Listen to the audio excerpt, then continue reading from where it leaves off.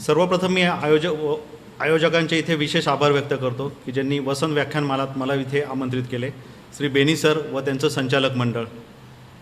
अतिशय सुंदर परंपरा वसंत व्याख्यानमालेची नाशिकला लाभलेली आहे आणि मी माझं भाग्य समजतो की प्रथम पुष्प विणण्याचं मला इथे सन्मान वसंत व्याख्यानमालातर्फे संचालक मंडळ व बेनी साहेबांनी दिला. धन्यवाद. माझा जो आजचा विषय आहे तो अर्थनियोजन करणे म्हणजे नेमकं काय.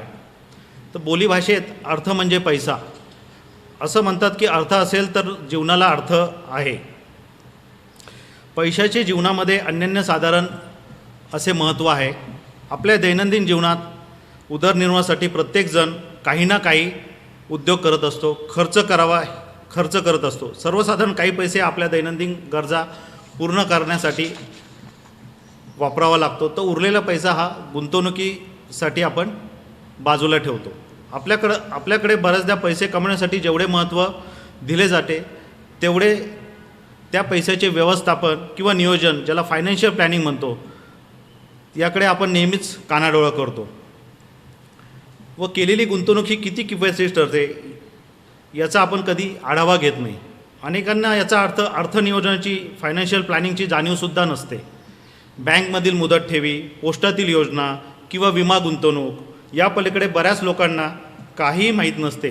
याचे मुख्य कारण म्हणजे अर्थसाक्षरतेचा अभाव. झटपट श्रीमंत होण्याची जादूची काडी किंवा अचाट शक्ती सध्या तरी जगात अस्तित्वात नाही आणि कुठे ती उपलब्ध असेल तर आम्हालाही जरूर कळवा.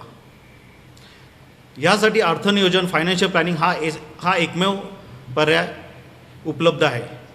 उपलब्ध संपत्तीचे विवेकाने सुनियोजन करून संपत्तीमध्ये वाढ करणे, आर्थिक उद्दिष्ट साध्य करणे, त्यालाच अर्थनियोजन असे म्हटले जाते. अर्थनियोजनाचे काही टप्पे येतात. त्यातील काही महत्त्वाचे टप्पे आपण इथे घेऊ. सध्याचे वय आपले, आयुष्यातील तुमच्या आर्थिक अपेक्षा काय आहेत त्याची स्पष्टता हवी, ज्याला आपण फायनान्शियल गोल्स म्हणतो. सध्या आर्थिक परिस्थिती म्हणजे सध्याची आपली करंट फायनान्शियल स्टेटस काय आहे त्याचं स्टेटमेंट आपण काढणं गरजेचे आहे. नियोजनाचा कालावधी, टर्म ऑफ फायनान्शियल गोल, त्याच्यानंतर त्याची काटेकोर अंमलबजावणी, ज्याला इम्प्लिमेंटेशन आपण म्हणतो, ते झाले पाहिजे. त्याच्यानंतरचा टप्पा येतो मूल्यमापन, मॉनिटरिंग अँड इव्हॅल्युएशन. आणि सर्वात महत्त्वाचं, भावनिक निर्णयांना या अर्थनियोजनात बिलकुल थारा नाही. No emotional decision. आता अर्थनियोजन करत असताना अर्थ सल्लागाराची मदत घेतली तर फारच चांगलं. त्याचं पहिलं कारण, फायनान्शियल प्लॅनर तुमचं सध्याचं वय म्हणजे नियोजनाच्या वेळी असलेले तुमचे करंट वय हा खूप महत्त्वाचा मुद्दा आहे. प्रत्येक वयासाठी आर्थिक नियोजन हे वेगवेगळे असते व आयुष्याच्या प्रत्येक आर्थिक टप्प्यावर किंवा आर्थिक नियोजनाचा सूर हा बदलत असतो. आपण इथे एक उदाहरण घेऊ. चिरंजीव ईशान आणि पूर्वा 25 आणि 24 हे दोघेही नोकरी करणारे. त्यांच्या गरजा ह्या काहीशा खालीलप्रमाणे असू शकतात. त्यात लघु आणि दीर्घ मुदतीच्या गरजा असतात, जसे दैनंदिन गरजा, नवीन गाडी, फिरायला जाणे, स्वतःसाठी घर, फॅमिली प्लॅनिंग, विमा. वयानुसार आर्थिक नियोजनाचे वय असे वेगवेगळे टप्पे आपण बघूया. तरुण युवक जो 24 ते 28 वयोगटातील आहे, नुकताच कॉलेजमधून बाहेर पडून नोकरी धरलेला आहे. तरुण 28 ते 32 वयोगटातला जो नुकताच लग्न झालेला आहे आणि प्रौढ 32 ते 45 वयोगटातला जो लहान मुलं असलेला आहे.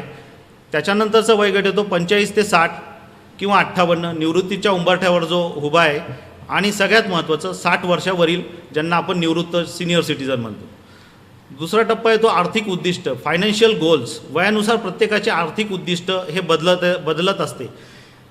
जसे लघु मुदतीचे, शॉर्ट टर्म आणि दीर्घ मुदतीचे, ज्याला लाँग टर्म गोल म्हणतात, असे उद्दिष्ट असू शकते. त्याची पूर्ण यादी करायची आणि आर्थिक उद्दिष्ट ठरवताना हे लक्षात असू द्यायचे की त्यामध्ये वास्तविकता आणि स्पष्टता असायला हवी. जितकी वास्तविकता तितकी स्पष्टता तितके आर्थिक उद्दिष्ट गाठायला आपल्याला सोपे जाते. उद्दिष्ट ठरवताना किमान आपण स्वतःशी तरी प्रामाणिक असणे गरजेचे आहे. उदाहरणार्थ, मला श्रीमंत व्हायचे आहे म्हणजे नेमकं काय. कारण प्रत्येकाची श्रीमंत असण्याची व्याख्या वेगळी असू शकते. कुणाला 1 लाख रुपये म्हणजे श्रीमंत वाटेल, तर कुणाला 1 कोटी हा सुद्धा श्रीमंतीचा मुद्दा असू शकतो. याच्यापैकी त्यांचे उद्दिष्ट हे स्पष्ट असावे. तिसरा मुद्दा इथे मी मांडतो, सद्य परिस्थितीचा आढावा, ज्याला आपण इंग्लिशमध्ये करंट फायनान्शियल पोझिशन्स म्हणू शकतो. याचा अर्थ सध्या आर्थिक स्थिती काय आहे आपली याचा बारकाईने आणि सूक्ष्म रीतीने आपण अभ्यास करणे अतिशय गरजेचे असते, कारण हाच आपल्या अर्थनियोजनाचा पाया इथे राहू शकतो. उद्दिष्टे कसे गाठायचे हे यावरून स्पष्ट करता येते. नियोजनाचा कालावधी, टर्म ऑफ फायनान्शियल गोल, आपण कोणते उद्दिष्ट गाठण्यासाठी किती वेळ देणार आहोत याची रीतसर मांडणी, काटेकोर अंमलबजावणी, इम्प्लिमेंटेशन, केलेल्या नियोजनाची काटेकोर अंमलबजावणी केली आहे का नाही याची धरसोड वृत्ती इथे चालत नाही. याचा आढावा पण आपल्याला नियोजनाशिवाय, काटेकोरपणा शिवाय आपण ते तडीच नेऊ शकत नाही. मूल्यमापन, मॉनिटरिंग अँड इव्हॅल्युएशन, ठरलेल्या उद्दिष्टांचे वेळोवेळी मूल्यमापन व्हायला पाहिजे. ज्याचे स्थळ, काळ, वेळ आणि नियम यानुसार यात बदल होत जातात, याचे अवलोकन करावे. गरज पडल्यास नियोजनात योग्य तो बदल करावा. आपले आर्थिक उद्दिष्ट साध्य होत आहे ना याकडे लक्ष असू द्यावे. 7वा मुद्दा आहे, भावनिक निर्णयांना इथे थारा नाही. Emotional decision without thinking of its effect. आर्थिक नियोजन करताना कोणताही भावनिक निर्णय घेऊ नये. नियोजन विस्कळीत करणारा हा महत्त्वाचा घटक असू शकतो. आपत्कालीन गरजेसाठी वेगळी तरतूद असावी. त्याच्यानंतर 8वा मुद्दा आहे इथे, अर्थ सल्लागाराची आपण मदत जर घेतली तर एक अर्थपूर्ण नियोजन, जो कोणी फायनान्शियल प्लॅनर किंवा एजंट थोडीफार फी घेऊन ह्या व्यक्ती तुम्हाला नियोजनात मदत करू शकतात. काही कॉमन मिस्टेक इथे आढळलेल्या मला अर्थनियोजनातल्या घोडचुका ज्याला आपण म्हणतो. प्रत्येकाचं उद्दिष्ट स्पष्ट नसणे म्हणजे गोल, किंवा त्यात वास्तविकता नसते की रिअलिस्टिक ते गोल नसतं. परिणामाची गांभीर्यता लक्षात न घेता भावनिक निर्णय घेतले जातात. आर्थिक नियोजन केले म्हणजे झाले, पुढे त्यावेळी वेळोवेळी मूल्यमापन न करणे. आर्थिक नियोजन हे फक्त निवृत्तीसाठी आहे हा एक गैरसमज असतो, किंवा आर्थिक नियोजन हे फक्त श्रीमंत व्यक्तींनीच करायचे आहे.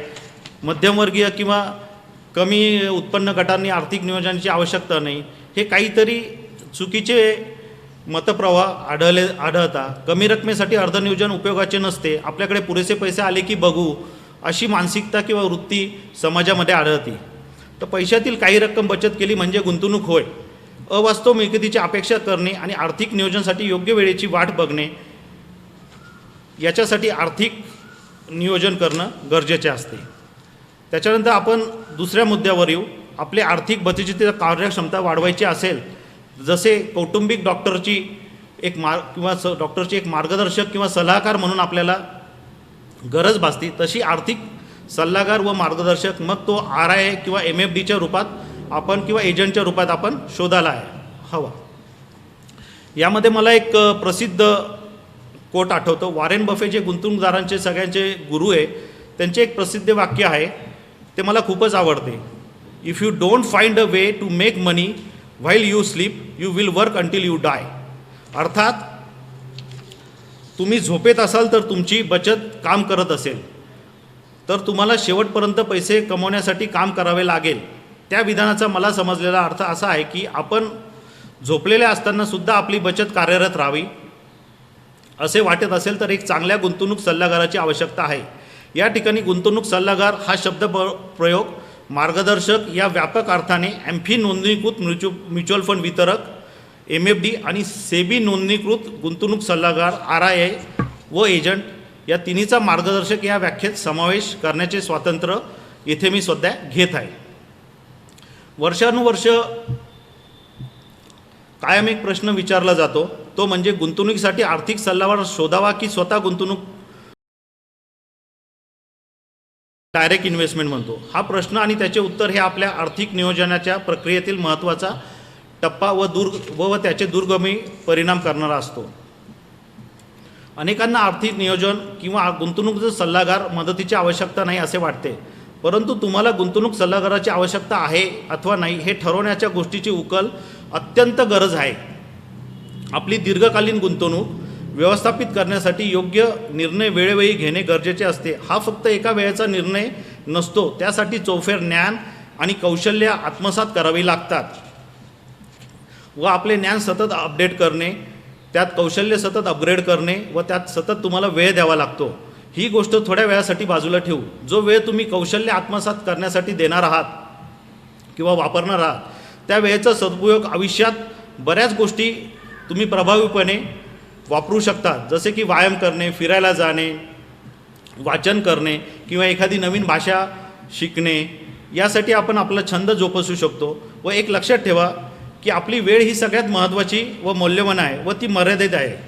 त्यामुळे व्यावसायिक, नोकरदार, त्याच्यानंतर कुटुंबातील सदस्यांकडे पण आपण त्याचे काळजीपूर्वक लक्ष देणारी व त्या कुटुंबातील स्त्री अथवा पुरुष यांच्याकडे महत्त्वाच्या अनेक गोष्टी आहेत ज्याला त्यांनी त्यांनी प्राथमिकता द्यायला हवी. आर्थिक प्रश्नावर सतत संशोधन करण्याची वेळ देणे, उपलब्ध पर्यायाचे सतत मूल्यमापन करणे व निर्णय जो घेतला आहे त्याची इम्प्लिमेंटेशन किंवा अंमलबजावणी करणे यात खूप वेळ द्यावा लागतो व पुन्हा निर्णय चुकला तर होणाऱ्या आर्थिक नुकसानाची जबाबदारी पण आपल्यावर येते. आपण या गोष्टीसाठी वेळ काढत असाल तरी गुंतवणूक व्यवस्थापन हे प्रत्येकासाठी वेगवेगळे असू शकते. त्याची कोर कॉम्पिटन्सी ह्या व्यवस्थापन सिद्धांताबद्दल आपण ऐकले असेलच. जसे की एखादी मोठी मल्टीनॅशनल कंपनी त्याची संसाधने किंवा त्याचं जे काही रिसोर्स आहे कंपनीचे ते एक पर्टिक्युलर याच्यावरच त्यांचा फोकस असतो, मॅन्युफॅक्चरिंगवर. समजा एक मोठी कंपनी आपण इथे घेतली, एक वाहन निर्माती कंपनी, ती सुटे भाग बनवत नाही. याचा अर्थ असा की ती सुटे भाग बनवू शकत नाही असा नसतो. तर सुटे भाग बनवण्यासाठी त्यांना जी लागणारी स्किल वगैरे सगळं त्यांच्याकडे, पण त्यांचा जो मेन फोकस एरिया आहे तो त्यांच्या प्रोडक्ट डेव्हलपमेंटवर आहे व आपले वाहनाची इंधन क्षमता कशी वाढवता येईल व आपली कुशल मॅनपॉवर कशी वाढवता येईल याच्यावर त्यांचा मुख्य फोकस असतो. त्यामुळे आपले कुशल मनुष्यबळ ते विकसित करत असतात. वित्त व यंत्रसामुग्री ते आपल्या कुशल मनुष्यबळावर व प्रोडक्ट डेव्हलपमेंटवर वापरतात व बाकीचा जो रिपिटेटिव्ह पार्ट आहे ते व्हेंडॉरला त्याचं काम देतात. त्याच्यामुळे काय होतं की व्हेंडॉरला सुद्धा एक काम मिळतं आणि कंपनीला त्याचे नवीन प्रोडक्ट लॉन्च करण्यासाठी एक सफिशियंट वेळ मिळतो आणि इनोव्हेटिव्ह प्रोडक्ट ते दरवर्षी बाजारात आणू शकतात. तर अनेक जण असं म्हणतात की गुंतवणूक करताना आम्ही गुगलची मदत घेऊ का? तर सर्वप्रथम एक गुगल अतिशय चांगलं सर्च इंजिन आहे, पण सगळ्यात महत्त्वाचा मुद्दा आहे की वित्तीय व्यवस्थापन करताना दीर्घकालीन नियोजन हे वैयक्तिक गोष्ट आहे. जसे की 2 सख्या भावांचे, 2 बहिणींचे, नवरा बायकोंचे, आई मुलीचे आणि मुलाचे हे आर्थिक वर्तन हे वेगवेगळे असू शकते. जसे की त्यांच्या भावना, संवेदना, पूर्वानुभव यावर आर्थिक वर्तन निश्चित होत असते. इतक्या जवळच्या नात्याच्या 2 व्यक्तींचे आर्थिक वर्तन जर असे 2 विरुद्ध टोकाचे असेल तर गुगलने सुचवलेल्या अपरिचित व कधी न पाहिलेल्या व्यक्तीचे व तुमचे आर्थिक नियोजन असू शकेल. आर्थिक आणि भावनिक जीवन गुंतवणुकीचे नियोजनातील चूक तिथेच होती व त्याचे गंभीर परिणाम आपल्याला दिसतात. एखादा आर्थिक सल्लागार आपल्यासमोर आर्थिक जोखीम व त्याची उपलब्धता व संधी याचा मेळ व बचतीचे उत्तम साधन तुमच्यासाठी तो व्यवस्थापन करून निवडून देण्यास मदत करू शकतो. तर याचा जर परामर्श घेतला तर प्रत्येकाने एक चांगल्या डॉक्टरप्रमाणे एक उत्तम आर्थिक सल्लागार व मार्गदर्शक, मग तो RIA किंवा MFDच्या रूपात किंवा एजंटच्या रूपात तुमच्या बरोबर असावा. त्यानंतर आपण तिसऱ्या भागाकडे येणार आहे. जसे की माझ्याकडे काही चार्ट्स आहे, तर त्यामुळं पूर्वीच्या काळात जर आपण बघितलं तर 1960 ते 2015चे आयुर्मानाचा जर आपण काळ बघितला तर 1960 साली भारतीयांचे आयुष्यमान 41 वर्ष होते, जे 2015 साली 68 वर्षपर्यंत भारतीयांचे आयुष्यमान आपल्याला आढळत आहे. तर यामध्ये बचतीचं काय महत्त्व आहे? तर बचतीचं महत्त्व असं आहे की जसं की आपण एक पाणी साठवण्याची जर गोष्ट केली तर पाणी आपण वेगवेगळ्या माध्यमातून साठवू शकतो. की जसं एका टबमध्ये पाणी साठवलं ते आपल्याला 1 दिवस पुरू शकतं. जर आपण आपल्या खालच्या टाकी आणि वरच्या टाकीमध्ये पाणी साठवलं तर ते 2 दिवसात पुरू शकतो. पण जेव्हा शहराचं नियोजन करायचं असतं किंवा आपल्या गुंतवणुकीचं नियोजन, तर शहराचं नियोजन करत असताना आपल्याला डॅमच्या रूपाने पाण्याची मदत घ्यावी लागते. तर डॅम का कॉर्पोरेशन बांधती? तर त्याचे 2 कारणं. तर एक तर 12ही महिने आपल्या नागरिकांना व्यवस्थित पुरवठा व्हायला पाहिजे, यासाठी डॅम बांधले जातात. आणि शहराची जशी वाढ होईल तसं पाणी प्रत्येक घरात पोहोचलं पाहिजे. या रूपाने 4 महिने डॅमचं सेविंग पावसाच्या पाण्याने होतं आणि पुढचे 12 महिने किंवा 8 महिने आणि 12 महिने त्याच्यावर काम कॉर्पोरेशन करत राहतं. तसंच बचतीचं पण आहे. आपण कमवत असताना सुरुवातीला जर व्यवस्थित थोडी बादलीच्या रूपाने किंवा मोठ्या पाण्याच्या टाकीच्या रूपाने किंवा डॅमच्या रूपाने जरी आपण बघायला लागलो तर आपले पुढील आर्थिक नियोजन अतिशय यशस्वी होऊ शकेल आणि आपल्याला वृद्धापकाळात जास्त चटका लागणार नाही. आणि सगळ्यात महत्त्वाचा विषय इथे एक मांडू इच्छितो की आयुष्यमान वाढल्यामुळे काय झालं आहे की समजा एखादा 25 वर्षाचा व्यक्ती कामाला लागला किंवा बिझनेस करायला लागला आणि तो 60व्या वर्षी रिटायरमेंटचं स्वप्न बघतो, म्हणजे साधारण त्याला 30 ते 35 वर्षाचा लाईफ स्पॅन मिळतो. तर हा जो आयुष्यमान वाढल्यामुळे काय झालं की पुढचे 30 ते 35 वर्ष त्याला रिटायरमेंट कॉर्पसवर अवलंबून राहणार आहे. आणि आपल्याकडे जशी प्रगत देशात सोशल सिक्युरिटी स्कीम आहे, जशी US मध्ये कॅनडामध्ये, ती आपल्या देशात नाही आहे. त्यामुळे आपल्याला आत्तापासूनच त्याच्यावर काम करणं गरजेचं आहे. आणि भारत सरकारने 2004 पासूनच पेन्शन किंवा रिटायरमेंट हे प्रायव्हेट आणि गव्हर्नमेंट सेक्टरला सुद्धा बंद केलेलं आहे. तर त्यामुळे आत्तापासून जर आपण बचतीचा डॅम बांधला तर पुढील आपले आयुष्य अतिशय सुखकर व चिंतामुक्त होऊ शकतं. त्यानंतरचा अजून एक आपला बचतीमध्ये शत्रू येतो तो इन्फ्लेशनचा. माझ्याकडे एक पेट्रोल बिल सध्या अवेलेबल आहे, ते 2/2/1963चं आहे. त्याची जी फिगर आहे ते 3.60 म्हणजे ₹3.60 आपल्याला 5 लिटरचं पेट्रोल मिळालेलं आहे. म्हणजे 72 पैसे लिटर पेट्रोलचा भाव होता. आज जर पेट्रोलचा भाव तुम्ही तपासला मार्केटमध्ये तर तुम्हाला काय लक्षात येईल, तर माझ्या हिशोबाने 110 ते 115% वाढ झालेली आहे. 95च्या आसपास पेट्रोलचा भाव स्थिरावलेला आहे. तर प्रत्येक बाबतीत असं होतं आहे की म्हणजे जर तुम्ही 63 साली विचार केला तर त्याच्यात काय की ज्यांनी नियोजन केलं असेल 63 साली आणि त्यांनी जर प्रॉपर इन्फ्लेशन बीट केल्यासारख्या ॲसेटमध्ये नसेल केलं तर त्याची आज अवस्था फारच बिकट झाली असेल. तर याचा एक काय मंत्र आहे, तर याचा एक मंत्र असा आहे की आपली घरातलं जे ताळेबंद किंवा जो आपल्या घरात पगार येतो, उत्पन्न येतं, तर आपण काय त्याला फॉर्म्युला वापरतो, तर फॉर्म्युला असा आहे की उत्पन्न मायनस खर्च इज इक्वल टू बचत. हा आपला रेग्युलर फॉर्म्युला. पण ॲक्च्युली आर्थिक तज्ज्ञ असं म्हणतात की उत्पन्न मायनस बचत इज इक्वल टू खर्च हा तुमचा फॉर्म्युला पाहिजे. म्हणजे घरात जे मी उत्पन्न आणतो पहिलं बचतीचं मी नियोजन केलं पाहिजे आणि त्यातून जो पैसा मी माझ्या खर्चासाठी वापरला पाहिजे. तर ह्या गोष्टी दिसत असताना मानवी मनात एक विचार येतं की मी अधिक उत्पन्न करेन आणि अधिक समृद्ध होईल. हा एक मानवी थॉट आहे किंवा त्याला इमोशनल हे म्हणतो. पण हे करत असताना तो अजून एक चक्रव्यूहात अडकतो, ते म्हणजे क्रेडिट कार्ड. प्रगत देशात आपण बघितलं असेल US किंवा कॅनडा किंवा UK, इथे क्रेडिट कार्ड वापरण्याचे प्रमाण अतिशय जास्त आहे आणि आपल्या देशात पण त्याची चलती चालू झाली आहे. पण क्रेडिट कार्ड वापरत असताना दोन इथे थिंकिंग केलं काय की त्याचा वापर मी कुठल्या कारणासाठी करतोय, मी योग्य कारणासाठी करतोय की अयोग्य कारणासाठी. योग्य कारण मी याच्यासाठी म्हणतो की क्रेडिट कार्ड योग्य कारणासाठी वापरलं तर अतिशय चांगलंदायक आहे, लाभदायी ठरलं ते. पण अयोग्य कारणासाठी ज्याच्यात तुम्ही एक्सपेन्सेस साईड वाढवल्या तर त्याचं तुम्हाला प्रचंड नुकसान पण होऊ शकतो. कारण त्याच्यामध्ये पेनल्टीज 28% पासून 38% पेनल्टी लावतात ते आणि ते अतिशय घातक आहे, जे सावकारी व्याजापेक्षा जास्त आहे. तर मी इथे तरुण पिढीला एवढंच सांगतो की क्रेडिट कार्ड वापरण्याच्या मोहात पडू नका आणि जर वापरत असाल तर त्याचा व्यवस्थित कारणासाठी वापर करा. आता गुंतवणुकीचे संतुलन हे सुद्धा इथे आवश्यक झालेलं आहे. म्हणजे याला आम्ही काय उदाहरण देतो की जसं पोर्टफोलिओ ॲलोकेशन, म्हणजे जेवण करताना जसं आपण वरण भात भाजी पोळी हे इन्ग्रेडियंट्स किंवा लिंबू मिरची लिंबू मीठ हे सगळे इन्ग्रेडियंट आपल्याला आपल्या प्रकृतीसाठी आवश्यक आहे, जेणेकरून आपली इम्युनिटी पॉवर वाढते. तसं गुंतवणुकीसाठी पण हे संतुलन करणं आवश्यक आहे की आपल्या प्रत्येक काही पार्ट आपला इक्विटी फंडामध्ये, काही डेप फंडामध्ये, काही इन्शुरन्समध्ये, काही म्युच्युअल फंड्समध्ये, काही पोस्टाच्या ठेवीमध्ये, काही प्रधानमंत्री वयवंदामध्ये अशा ॲसेट ॲलोकेशन्स आपले झाले पाहिजे. तर याला काय म्हणतो आम्ही, जादू दामदुपटीची. आता जादू दामदुपटीचा विषय हा काय की चक्रवाढ व्याज हे जगातील सगळ्यात मोठे आश्चर्य आहे. याचं जर उदाहरण घ्यायचं तर हे अल्बर्ट आईन्स्टाईन यांनी इथे कोट केलेलं आहे. त्यांचा असं म्हणणं आहे की 72चा नियम सगळ्यांनी फॉलो केला पाहिजे. 72चा नियम काय की 72 ह्या आकड्याला मिळणाऱ्या परताव्याने जर आपल्याला आपण भागाकार केला तर आपल्याला त्याची मुद्दल किती वर्षात दामदुप्पट होईल हे साधारणपणे आपल्याला कळते. तर याचा अर्थ काय की मी इथे एक उदाहरण देतो की आपण कागद घेऊ आणि त्या कागदाची घडी करू आणि ती घडी जर आपण हा समजा कागद घेतला आणि त्या कागदाची जर आपण घडी केली तर ती घडी करत असताना आपण त्याच्यामध्ये अजून घडी करायला लावल्या तर असं लक्षात येईल की आपण ही घडी 50 टाईम आपण करू शकतो. तर याचा अर्थ काय की जर तुम्ही कागदाची घडी पहिली केली, दुसरी केली, 10 वेळा केलं तर 100 पानाचं पुस्तक मिळेल आणि 50 वेळा जर तुम्ही केलं तर तुम्ही पृथ्वी ते सूर्य याचा अंतर जे 3,00,000 कोटी आहे तितकं तुम्ही अंतराचं तुमचं ते अंतर होऊ शकतं. तर ही पॉवर ऑफ कंपाऊंडची जादू जी चक्रवाढ पद्धतीने अल्बर्ट आईन्स्टाईनने आपल्याला इथे एक्सप्लेन केलेली आहे. आता याचं एक सोप्या भाषेत उदाहरण घेतो. सपोज 18% परतावा तर कुठे नाही, पण 18% परतावाने जर आपला मुद्दल आपण जर केलं तर त्याचा काय इफेक्ट पडेल आपल्याला ह्या फॉर्म्युला.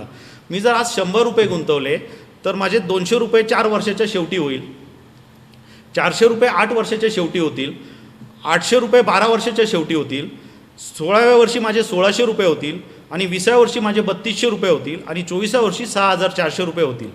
म्हणजे आज निव्वळ 50,000 रुपये गुंतवून मी 32 लाखाची तरतूद करू शकतो जर मी 18% परताव्याचं रिटर्न जर अपेक्षित ठेवलं तर. त्याच्यानंतर गुंतवणूक ही कर बचत पण कशी होऊ शकते, तर त्याचा एक पर्याय सांगतो मी तुम्हाला. जसं PPF एक माध्यम आहे गुंतवणुकीचं जे पूर्वापार चालू आहे, ज्याच्यामध्ये 1.5 लाख रुपयाची कोणी जर बचत केली आणि त्यांनी 24 वर्ष कंटिन्यू बचत केली, 24 वर्ष प्लस, आता थोडे व्याजदर घसरले त्याच्यामुळे, तर 1 कोटी तो आरामशीर कोट्याधीश होऊ शकतो. साधारण त्याच्यावर परतावा जर कंपाऊंड यील्ड काढलं तर 10.09% आपल्याला पडतो. त्याच्यानंतर म्युच्युअल फंड हा एक माध्यम आहे ज्याच्यात ELSS फंड म्हणतो, ज्याच्यात प्राप्तिकर 20% दर असेल, 1.5 लाख रुपये आपण प्रत्येक वर्षी त्याच्यामध्ये गुंतवणूक करू शकता. तर 1 कोटी होण्यासाठी फक्त 17 वर्ष लागतील आपल्याला. त्याच्यामध्ये वार्षिक परतावा आपल्याला 17.75% पडतो आहे ॲव्हरेज. हे फ्लेक्झिबल राहतं. त्याच्यानंतर ELSS फंड प्रॅक्टिकलमध्ये जर 30%चा त्याचा स्लॅब रेट असेल तर 1.5 लाख रुपयाचा जर विचार केला आपण प्रत्येक वर्षी गुंतवणुकीचा, तर 1 कोटी होण्यासाठी त्याला पण 17 वर्ष लागू शकतात. त्याला वार्षिक परतावा जर 30% असेल तर 19.10% पडतो, सब्जेक्ट टू मार्केट कंडिशन. त्याच्यानंतर SIP एक माध्यम इक्विटी फंडामध्ये अतिशय फेमस झालेलं आहे. जर 60,000 रुपयाची गुंतवणूक आपण प्रतिवर्ष केली आणि ती 24 वर्ष जर आपण केली तर 1 कोटी रुपयाचा कॉर्पस आपल्याकडे तयार होऊ शकतो. 14.90% त्याच्यावर आपल्याला परतावा मिळतो. आणि त्याच्यामध्ये अजून एक फॉर्म्युला आहे की 60% प्रतिवर्ष. मग मी जर 3%नी म्हणजे 60% म्हणजे साधारण 3,000 म्हणजे वर्षाला 36,000 रुपये त्याच्यात ॲड करत गेलो तर मला अजून परतावा 24 वर्षात 1 कोटी तर होईल तर 15.13% पडतो. त्याशिवाय सुद्धा NPS सारखे पर्यायी आपल्याला इथे उपलब्ध आहे. त्यानंतर गुंतवणुकीमध्ये मी प्रथम पाहिलं की एक स्वतःचं घर ही एक उत्तम गुंतवणूक असू शकते. जर आपण एक उदाहरण घेतलं की 4 लाखाची पगारदार व्यक्ती आहे, तिला जर घर घ्यायचं असेल तर ते 20 ते 22 लाख रुपयाचं त्यांनी घर घेतलं आणि त्यांनी 25 वर्षाचा जर हप्ता ठेवला तर त्याच्यामध्ये तो पण सुद्धा त्या घराच्या माध्यमातून 1 करोड रुपयाचा कॉर्पस तयार करू शकतो. घर घेतल्यामुळे काय फायदा होता, एक तर त्याच्या भाड्याची बचत होती, सुलभ कर्जाची उपलब्ध होती, कर्जाची परतफेड कमी मूल्याच्या चलनाने आपल्याला करावं लागते. याचा अर्थ काय की समजा आपण 25 लाख रुपयाचं कॉर्पस घरासाठी घेतला तर आपल्याला ते 25 वर्षात भरायचे. म्हणजे आपल्याला जी मुद्दल आहे आणि तिचं व्याज आहे, म्हणजे आपण दुधाची मलाई आजच विकत घेतली आणि व्याज पाणी टाकून भरत जातोय, याचा सोप्या भाषेत अर्थ म्हणजे पाणी टाकून आपण परतफेड करतोय. कर्जाची परतफेड कमी मूल्याच्या चलनाने होती. कारण असं काय की रुपयाचं मूल्य दिवसेंदिवस डिक्रीज होत राहतं. सपोज तुमच्याकडे 1 करोड रुपये आणि तुम्ही त्याचं व्यवस्थित गुंतवणुकीचं नियोजन नाही केलं तर 20 वर्षांनी त्याचा आढावा घेतला तर 1 करोडची व्हॅल्यू 17 लाख रुपये राहते फक्त. तसंच मग आपण उलटा रिव्हर्स हिशोबाने केलं की समजा एखाद्यानी 25 लाखाचं घर घेतलं तर त्याची व्हॅल्यू किती होईल, तर ती डिप्रिसिएटेड व्हॅल्यू काढली तर निश्चितच कमी राहील. पण घराची मुद्दा असा आहे की 25 वर्षांतर ते घर 1 करोडच्या आसपास त्याच्या कॉर्पसमध्ये जाऊ शकतं. म्हणून त्याला आम्ही लांब पल्ल्याची गुंतवणूक म्हणतो आणि त्याच्यात कर बचतसुद्धा त्यांना मिळते. त्या व्यतिरिक्त काही आपल्याकडे शॉर्ट टर्म फंड्स पण अवेलेबल आहे ज्याला आम्ही डेफ फंड म्हणतो, तर त्या माध्यमातून पण आपण बचत करू शकता. काही इक्विटी फंड आहे ज्यांना अस्थिरता बाजाराची पसंत आहे किंवा ज्यांना थोडे रिटर्न जास्त पाहिजे ते इक्विटी फंडची मदत घेऊ शकता. याचा जर आपण अभ्यास केला 20 वर्षाचा कालावधी तपासला तर किती रिटर्न आलेलं आहे, म्हणजे 1996 ते 2016 आपण बेस पकडू तर डेफ फंडमध्ये ज्यांनी पैसे घेतले होते समजा 1 लाख रुपये त्याची आजची व्हॅल्यू 6.5 पट झालेली आहे. आणि ज्यांनी इक्विटी फंडमध्ये पैसे घातले होते त्याची आजची व्हॅल्यू 22.5 टाईम झालेली आहे. तर एवढं मल्टिप्लिकेशन आपल्याला 20 वर्षात आढळलेलं आहे. त्याच्यानंतर बचत करताना अजून एक आपण दूरचा विचार केला पाहिजे. जसं एक लहान मूल जन्माला येतं, एक बाळाचं इथे मी चित्र दाखवणारच आहे स्लाईड्समध्ये, त्याचा विचार केला आणि 24 वर्षानंतर तिच्या लग्नाची आपल्याला तरतूद करावी लागती. तर मी ती तरतूद करायचा लग्नाचा खर्च, मी त्याच्याशी सहमत नाही आहे की कुठल्या समाजात किती लग्नाचा खर्च असावा, पण इथे मला एक प्रासंगिक उदाहरण द्यावं लागतं आहे म्हणून मला ते हे, कारण मी त्याला सपोर्ट करत नाही आहे की लग्नाचा खर्च मुलीच्या वडिलांनी करावा. हल्लीचे जे आता चेंजेस होत चाललेले आहे त्या हिशोबाने तो प्रासंगिक आहे. जर आजचा लग्नाचा खर्च आपण एक 8 लाख रुपये समजला आणि 6% महागाईच्या दराने आपण विचार केला आणि हाच खर्च जर आपण 72/6चा जो नियम मी शिकवला होता तुम्हाला, तर 12 वर्षांनी तो दुप्पट होईल आणि पुढील 24 वर्षात हा खर्च 8 × 2 × 2 हा जर केला तर 32 लाख रुपये खर्च आपल्याला अपेक्षित राहतील. तर जर मला मी केलेल्या गुंतवणुकीवर 18% परतावा जर मिळणार असेल किंवा मी मिळवायचा प्रयत्न केला तर किती रक्कम मी आज गुंतवणुकीसाठी वेगळी ठेवायला पाहिजे, तर त्याचा आपल्याला इथे विचार करावा लागेल. 18% हे मी फारच हायर साईडला म्हणतोय. आत्ताच्या सध्याच्याला 10 ते 12% किंवा 8 ते 10%चा पण आपण विचार करू शकता, कारण 5.5% व्याजाचा दर इथे आढळलेला आहे. कारण जागतिक लेवलला जर आपण व्याजाचे दर चेक केले तर जे इथे आढळलेले व्याजाचे दर सांगतो अमेरिकेमध्ये 2% व्याजाचे दर आहे.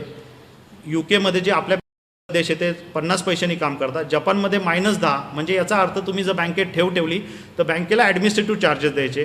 त्याच्यानंतर स्वित्झर्लंडमध्ये -0.75, याचा सोप्या भाषेत अर्थ की तुम्ही जर 1 लाख रुपये ठेवले तर 0.75नी बँकेत व्याज देणार नाही, आपण चार्जेस द्यायचे. आणि जे आपला शेजारी चायना आहे तो 4%वर काम करतो. भारत पण आता प्रगत होत आहे 3 ते 5 वर्षात. कदाचित आपण आर्थिक महासत्ता किंवा 3ऱ्या 4थ्या 2ऱ्या किंवा 1 नंबर टॉप 5मध्ये कुठे पण आपलं स्थान राहू शकतं. पण हे स्थान जेव्हा राहतील तेव्हा काही मुद्दे आपल्याला इथे चर्चेला हे घ्यावं लागेल की आपले व्याजदर पण प्रचंड वेगाने खाली येणार आहे. जे 5.5% आता आपल्याला दिसतं आहे, जर तुम्ही बँकेमध्ये चेक केले तर नजीकच्या काळात 4% पण दिसेल. आणि सगळ्यात मोठा मुद्दा आपल्याला अर्थनियोजन करताना हे आढळणार की जे आपले सिनियर सिटीजन आहे ज्यांच्याकडे 1 करोडचा कॉर्पस आहे ते 5.5% विचार केला तर किती कॉर्पस त्यांच्या हातात येणार आहे. तर साधारण तो 5.5 लाख ते 6 लाख, समजा मॅक्सिमम 50 पैसे जास्त पडलं म्हणजे 50,000 रुपये. आणि पुढचं जे इन्फ्लेशन आहे पुढचे 30 वर्ष त्या व्यक्तीला किंवा 35 वर्ष जे काही आधुनिक साधनं आहे आपले मेडिकल इक्विपमेंट त्यांना जगायचं आहे, इन्फ्लेशन बीट करायचं आहे, तर त्याच्यावर पण एक मोठा गंभीर प्रश्न निर्माण होणार आहे. त्याच्यासाठी तुम्हाला पण आर्थिक तज्ज्ञाची मदत घेणं गरजेचं आहे. सध्याचे जर व्याजाचे दर एकदा चेक केले तर माझ्याकडे काही स्लाईड्स आहे. सिनियर सिटीजन ही पोस्टाची स्कीम आहे, त्याच्यात 7.40 आहे. तसंच पंतप्रधान वय वंदना ही LIC ऑफ इंडियाची स्कीम आहे, त्याच्यामध्ये पण 7.40 ज्येष्ठ नागरिकांसाठी व्याज दिलेलं आहे. पब्लिक प्रॉव्हिडंट फंडाचे व्याजदर 7.10 झालेले आहे. 5 वर्षाचं नॅशनल सेव्हिंग स्कीमचे 6.80 झालेले आहे. टाईम डिपॉझिट 5.5% ते 6.7 झालेले आहे. पोस्ट ऑफिसची जी मंथली स्कीम आहे त्याच्यामध्ये 6.60 झालेलं आहे. रिकरिंग डिपॉझिटचे 5.80 आणि पोस्ट ऑफिसचं जी सेव्हिंग अकाउंट आहे त्याच्यात 4%. तर इथे आढळलेलं आहे की व्याजदर हे प्रचंड वेगाने घसरत आहे आणि गुंतवणुकीचं मूल्य आपल्याला त्या दृष्टीने वाढवायचं आहे किंवा त्याच्यासाठी तुम्हाला इन्व्हेस्टमेंट करणं गरजेचं आहे. आता इथे मी की चक्रवाढ व्याजाची सुट्टी किंवा सगळं जगच हे चक्रामध्ये अडकलेलं आहे. तर हे चक्र काय आहे तर प्रत्येकाचं एक चक्र राहतं. जसं आयुष्याचे एक कालचक्र आहे. आयुष्याचं कालचक्र जर आपण बघितलं तर आपण लहान मूल राहतं, त्याच्यानंतर किशोरावस्था येते, त्याच्यानंतर तारुण्यावस्था आणि प्रौढ ज्याला सिनियर सिटीजन, हे प्रत्येकाच्या आयुष्यातले कालचक्र राहतं. तसंच बाजाराचं पण कालचक्र राहतं. तेजी मंदी म्हणजे आमच्या भाषा optimum, excitement, thrill, euphoria, anxiety, denial, fear, depression, panic, capitalization, despondency, depression, hope, relief आणि ऑप्टिमायझर. म्हणजे याचा अर्थ काय की तेजी मंदी हे असं एक चक्र प्रत्येकाच्या आयुष्यात लाटेप्रमाणे येत राहतं. हे जसं शेअर मार्केटचं चक्र आहे तसं उद्योग विश्वाचं सुद्धा चक्र आहे. उद्योग विश्व म्हटलं तर तो एकदा पहिले तो स्टार्टिंग स्टेज राहते, त्याच्यानंतर त्याची पीक स्टेज येते, त्याच्यानंतर त्याची राईज स्टेज येते आणि त्याच्यानंतर तो डिक्लायनिंग स्टेजला जातो आणि त्याच्यानंतर तो वाईप आउट होतो. म्हणजे त्याला आम्ही म्हणतो पीक इकॉनॉमीची जशी पीक स्टेज याची कॉन्ट्रॅक्शन्स होतं, थ्रू होतं, रिकव्हरी होती, प्रॉस्पेरिटी होती आणि तो डिक्लाइन मोडला परत निघून जातो. तसंच ते उत्पन्नाचं पण आयुष्यचक्र असं आहे.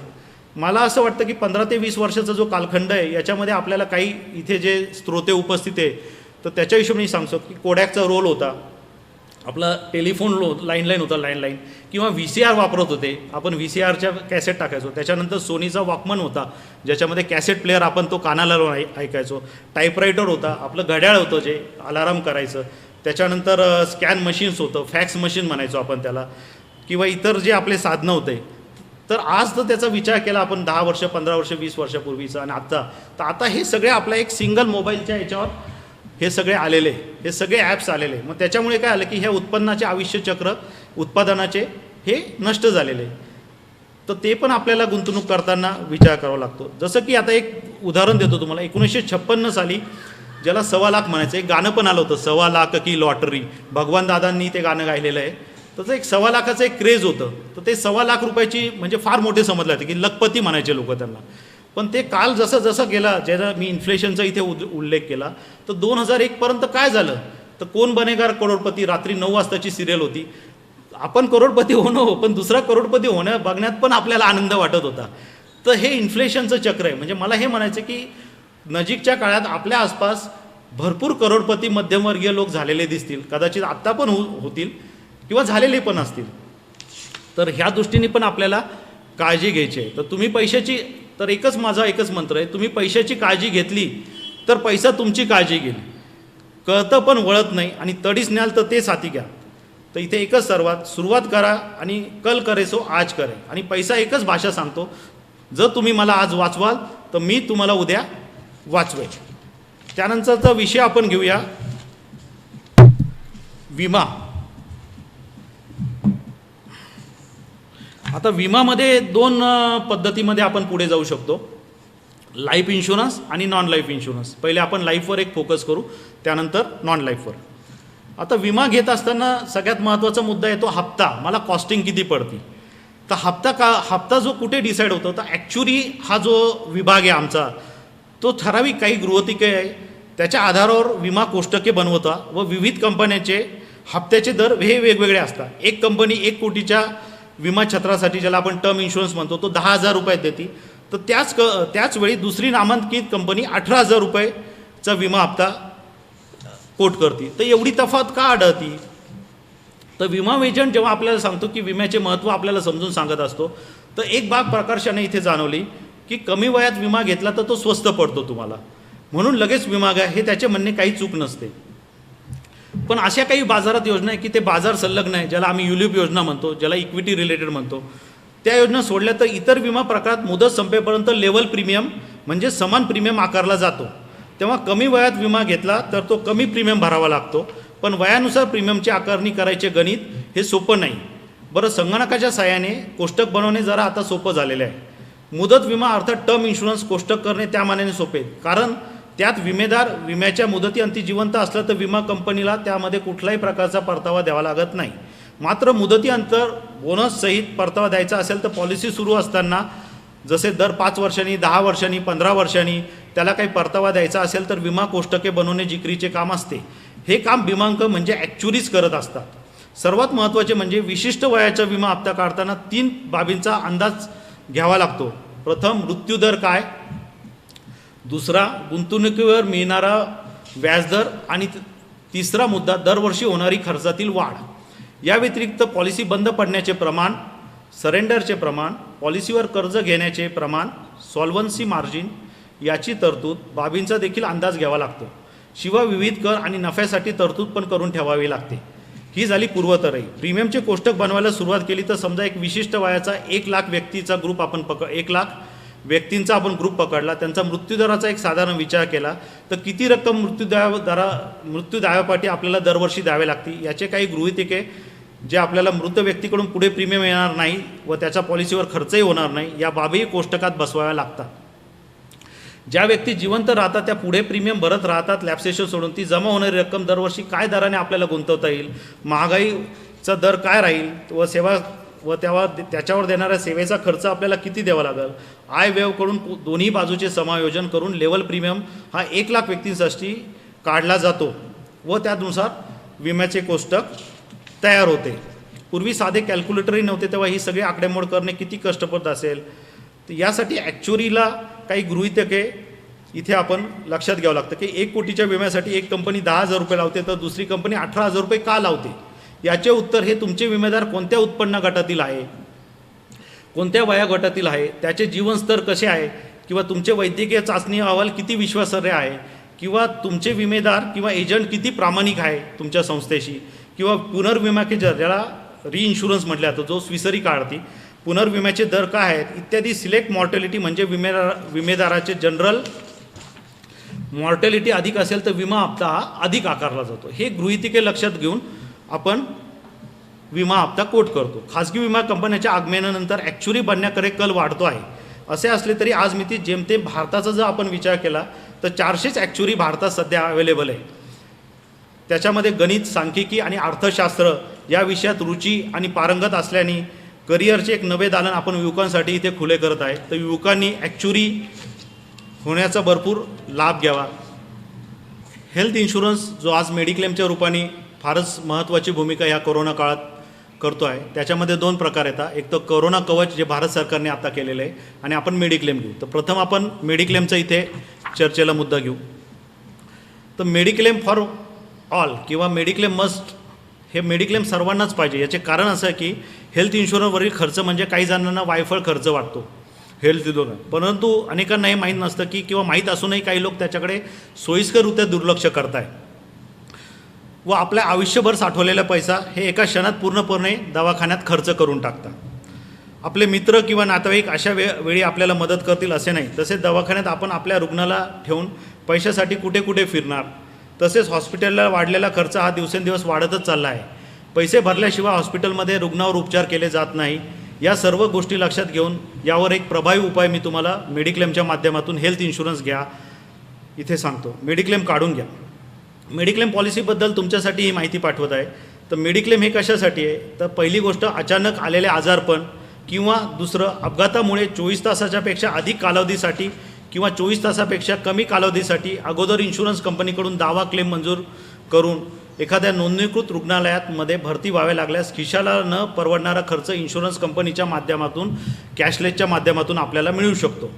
मेडिकल असेल तर आपल्याला कुठले खर्च मिळतात, एक ढोबळ मानाने मी इथे खर्च सांगतो की जी सामान्य व्यक्तींना त्याचं माहिती होईल की खोली भाडे ज्याला रूम रेंट म्हणतात डॉक्टरच्या भाषेत, त्याच्यानंतर 2 नर्सिंग चार्जेस, तिसरं डॉक्टर तपासणी चार्जेस, चौथं डॉक्टर फेरी चार्जेस जे तुम्हाला चेकिंगला येतं डॉक्टर त्याला फेरी चार्जेस म्हणतात, ते व्हिजिट चार्जेस म्हणतात, ICU चार्जेस, NICU चार्जेस, गोळ्या औषधे ड्रग्ज सलाईन खर्च इत्यादी, सोनोग्राफी खर्च, MRIचा खर्च, CT स्कॅन खर्च, रक्त लघवी तपासणी याचा खर्च, रक्तपिशवी खर्च ब्लड, विशेष लॅबोरेटरीसाठी तपासणीसाठी येणारा खर्च, रुग्णवाहिकेचा खर्च, ऑपरेशन थिएटरचे भाडे खर्च, डॉक्टर सर्जरी खर्च, असे या आणखी व इतर खर्च मिळतात. मेडिकल हे का करणं गरजेचं आहे, तर पहिली गोष्ट लक्षात ठेवा की अचानक जर आपल्याला दवाखान्यात भरती व्हावे लागल्यास तर खर्चाची आपल्याला पूर्वकल्पना नसते की किती खर्च आपल्याला येऊ शकतो व त्याची पुरेशी आर्थिक तरतूद केल्या नसल्याने प्रचंड आर्थिक आणि मानसिक त्रास आपल्याला होऊ शकतो. 2 बँकेत अथवा करंट अकाउंटमध्ये बचत करून ठेवलेले पैसे काढावे लागतात. तिसरं बँक FD मोडावी लागते आपल्याला. चौथा पर्याय आपल्याकडे सोन्याचे दागिने गहाण ठेवावे लागतात किंवा विकावे लागतात. 5वा पर्याय शेअर्समधील गुंतवणूक जर तुमची असेल ती पण विकावी लागते जर आपलं मेडिक्लेम नसेल तर. नातेवाईक किंवा मित्रमंडळी यांच्याकडे उसने पैसे आपल्याला मागावे लागतात किंवा बँक किंवा खाजगी सावकार यांच्याकडून कर्ज घ्यावे लागते. त्याच्यानंतर 8वा मुद्दा येतो की खर्चाकरता घर गाडी जमीन विकताना असे सुद्धा लोक इथे आम्ही बघितले की ज्याच्यात 40 लाख 50 लाख 1 करोडपर्यंत खर्च झालेला आहे. वेळेवर खर्चायला पैसे उपलब्ध न झाल्याने आपल्या प्रिय व्यक्तींचा जीव कधी काळी आपल्याला गमवावा सुद्धा लागतो. म्हणून इथे मी सांगतो की मेडिक्लेम पॉलिसी घ्या आणि आपलं सन्मानाने राहा व इतर आपले ॲसेट डॅमेज होणार नाही. मेडिक्लेम पॉलिसी जेवढी जुनी तेवढे प्रकारचे आजार आपल्याला इथे कवर जास्त मिळतं. भारतात कोठेही मान्यताप्राप्त रुग्णालयात उपचारासाठी आपल्याला दाखल होता येते व इन्शुरन्स हा ह्युमन लाईफ व्हॅल्यूप्रमाणे असावा ज्याच्यात HLV प्रमाणे त्यामध्ये saving policy, life health policy, mediclaim, term insurance, accident insurance याचा समावेश असायला हवा.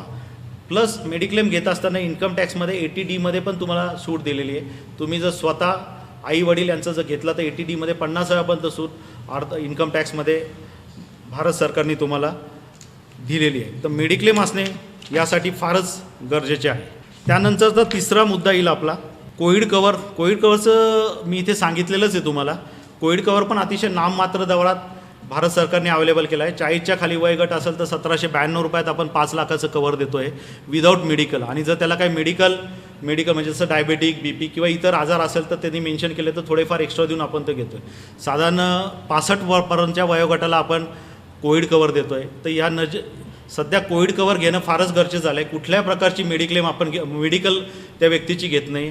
ऑनलाईन आणि ऑफलाईन या दोन्ही माध्यमातून कोविड कवर ग्राहकाला मिळतो आहे आणि त्याचे अतिशय चांगले रिझल्ट आहे. कारण 5 लाखाचं मध्ये तुम्हाला जर कवर जर बघितलं तर साधारण ट्रीटमेंटची कॉस्ट 2 ते 3 लाख, काही केसमध्ये 5 लाखाच्या पेक्षा वर जाते.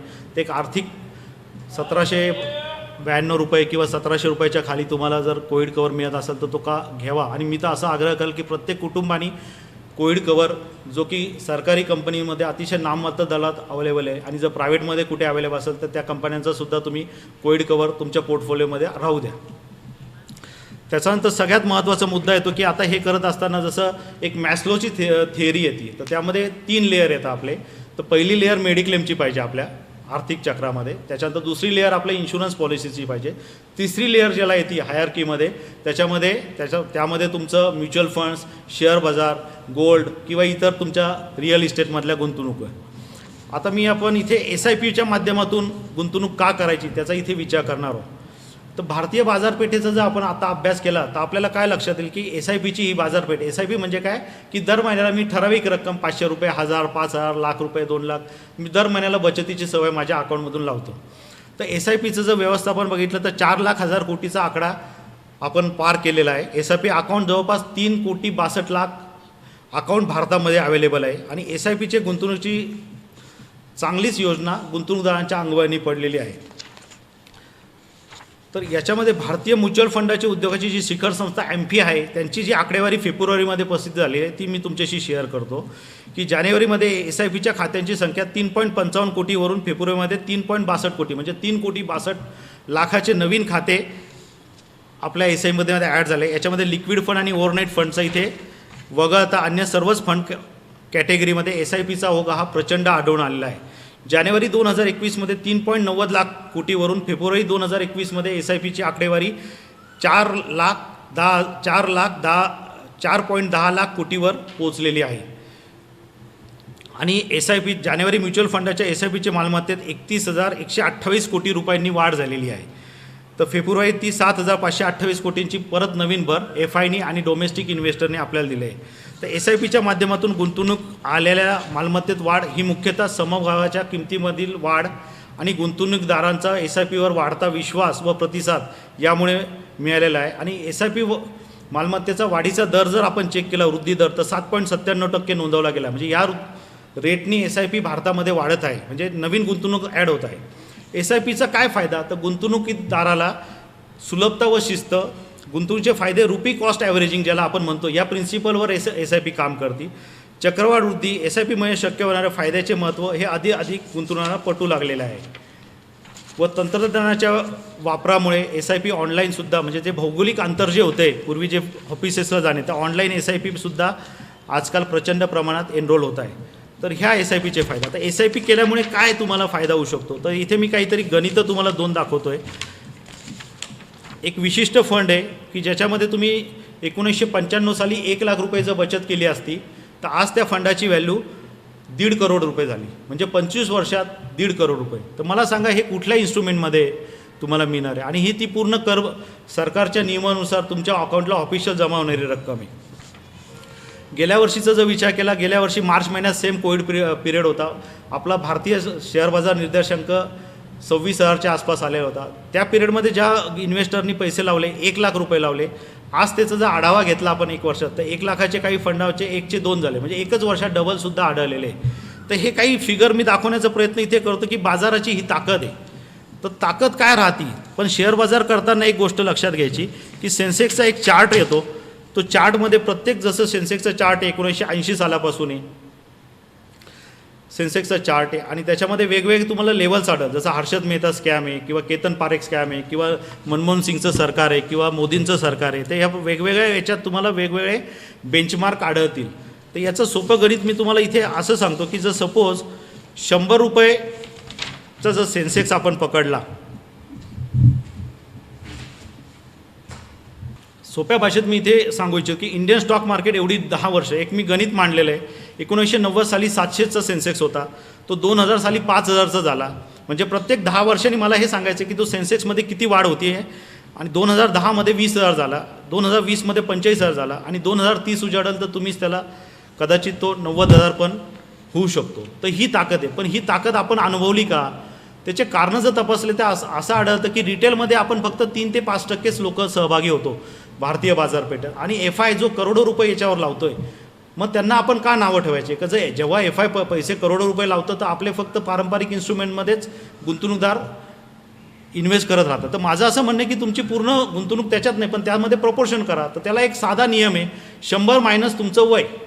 सपोज एखादा 35 वर्षाचा माणूस आहे किंवा व्यक्ती आहे तर 100 मायनस 35 म्हणजे त्याचं किती झालं 65% पैसे त्याचे इक्विटीमध्ये पाहिजे आणि 35% पैसे त्याचे डेप फंडमध्ये पाहिजे. डेप फंडमध्ये तुम्ही डेप फंडमध्ये तुम्ही सुरक्षित जसं बचत FD म्हणू शकतो त्याला किंवा डेप फंडचे काही म्युच्युअल फंडचे प्रकार आहेत त्यामध्ये किंवा पोस्टाच्या योजना किंवा इन्शुरन्समध्ये काय तुमचे डेप फंड्स असतील तर त्यामध्ये पण तुम्हाला 5 to 6% रिटर्न जनरेट राहतात. पण 65% तुम्ही पैसे इक्विटीमध्ये घातल्यामुळे तुम्हाला काय फायदा होतो तर मी 1-2 उदाहरण देतो की जेणेकरून तुमच्या लक्षात येईल की इक्विटीची काय ताकद आहे. टाटा कार 2002मध्ये इंडिका ही कार आलेली होती बाजारात. तिची बेस प्राईस होती 3,20,000 एक कारची, आणि 2021ला त्या कारचे मूल्य जर आपण तपासले तर काय राहील, तर जर त्या व्यक्तीने 3,20,000 रुपयामध्ये ती कार घेतली असेल, आज तो विकायला गेला तर त्याचे 45,000 रुपयेच त्याला मिळणार आहे. म्हणजे त्याचे नुकसान किती झालं, कॅपिटल 2,75,000. पण हेच जर त्यांनी टाटा मोटर 2002मध्ये एक शेअर 20 रुपयाचा होता आणि त्याच्यात त्या रकमेत 3,20,000 मध्ये 16,000 शेअर्स त्याला आले असते. आज 2021मध्ये जर आपण त्याचं मूल्य तपासलं तर जवळपास आजच्या टाटाच्या 326 रुपये शेअरची एक किंमत आहे, तर ती 52,16,000 रुपये झाली असते. तर हे उदाहरण तुम्हाला साध्य आहे. अजून एक उदाहरण इथे मांडू. मारुती सुझुकीनी 9 जुलै 2003 रोजी 125 रुपयांनी शेअर बाजारात आणले होते. तेव्हा मारुतीची इस्टीम ही गाडीसुद्धा बाजारात होती, जी 5,17,000 रुपयाला उपलब्ध होती. आता आपण 2003मध्ये जर विचार केला, त्याला 18 वर्ष झालेले आहे आता त्या गोष्टीला, कारण आज आपण 2021मध्ये आलो. इस्टीमची किंमत 2003मध्ये 5,17,000 होती. आजची व्हॅल्यू इस्टीम जर विकायला गेले तर समजा 20,000 रुपये आली, तर त्याचं नुकसान झालं 4,97,000 रुपयाचं त्याच्या भांडवलामध्ये. पण त्यांनी तेच जर 2003 गाडी न घेता 18 वर्ष त्यांनी मारुती सुझुकीचे शेअर्स घेतले असते 125 रुपयांनी त्याच वेळेस 2003मध्ये, तर 4,136 शेअर्स त्याच्या हाताशी आले असते. व आज त्या 4,136 शेअरची मूल्य 6,581 रुपये रेट आहे. आज तुम्ही BSE सेन्सेक्सवर चेक करू शकता.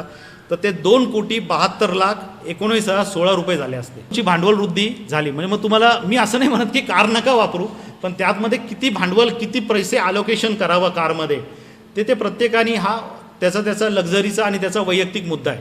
तर काही पैसे असे तुम्ही जी वस्तू वापरत असाल, जसं कोलगेट पावडर वापरता तर कोलगेटचे स्टॉक घ्यायला पाहिजे तुम्ही.